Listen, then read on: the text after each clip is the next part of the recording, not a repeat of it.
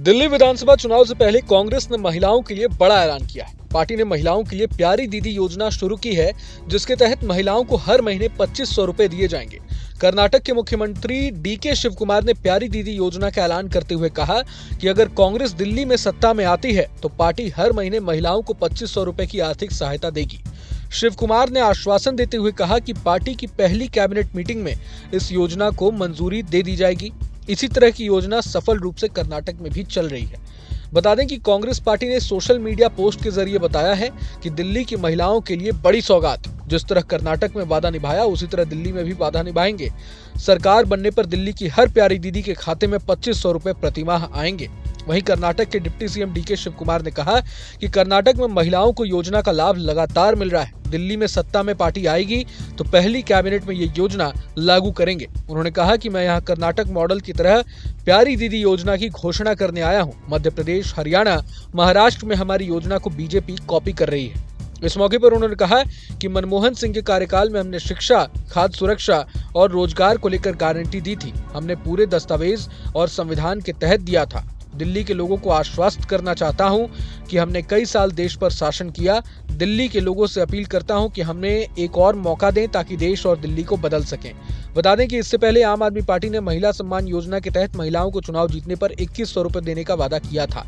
इस योजना के तहत रजिस्ट्रेशन की प्रक्रिया शुरू हो गई है। कांग्रेस के इस वादे को लेकर कालकाजी हॉट सीट से पार्टी की उम्मीदवार अलका लांबा ने क्या कुछ कहा है, सुनते हैं। दिल्ली सवाल करेगी। अब कांग्रेस को जिन्होंने कमजोर कहा, आज वो मान रहे हैं कि दिल्ली एक मजबूत विकल्प के तौर पर दिल्ली में उभर रही है।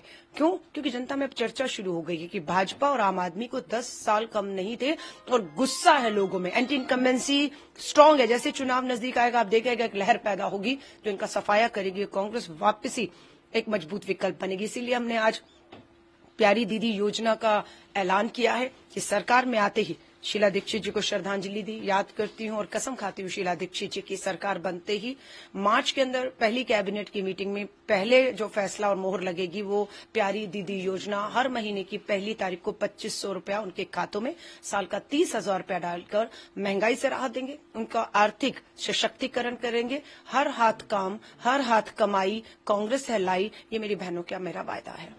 अब यहाँ आपके मन में सवाल उठ रहा होगा कि आखिर हेमंत सोरेन कांग्रेस को दिल्ली में कैसे चुनाव जिताएंगे।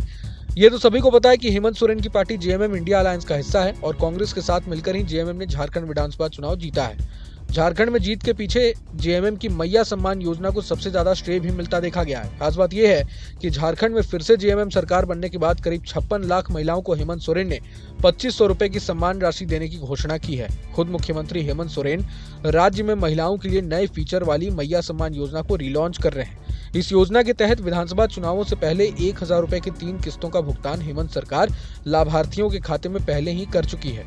जानकारों का मानना है कि जिस तरह से महिलाओं से जुड़ी योजनाओं से इंडिया अलायंस को चुनाव में फायदा पहुंचा है, ऐसे में अगर झारखंड वाले फॉर्मूले को कांग्रेस दिल्ली में लागू करती है तो जाहिर तौर पर आने वाले समय में उसे इसका माइलेज देते देखा जा सकता है। बहरहाल पूरे मसले को लेकर आप क्या सोचते हैं, हमें कमेंट बॉक्स में जरूर बताएं। अगर आपको ये वीडियो पसंद आया तो लाइक करें और चैनल को सब्सक्राइब करें। वहीं तमाम बड़ी खबरों के लिए देखते रहें न्यूज नेशन। न्यूज नेशन अब व्हाट्सएप पर खबरों की ताजा अपडेट के लिए न्यूज नेशन के इस QR कोड को स्कैन करें।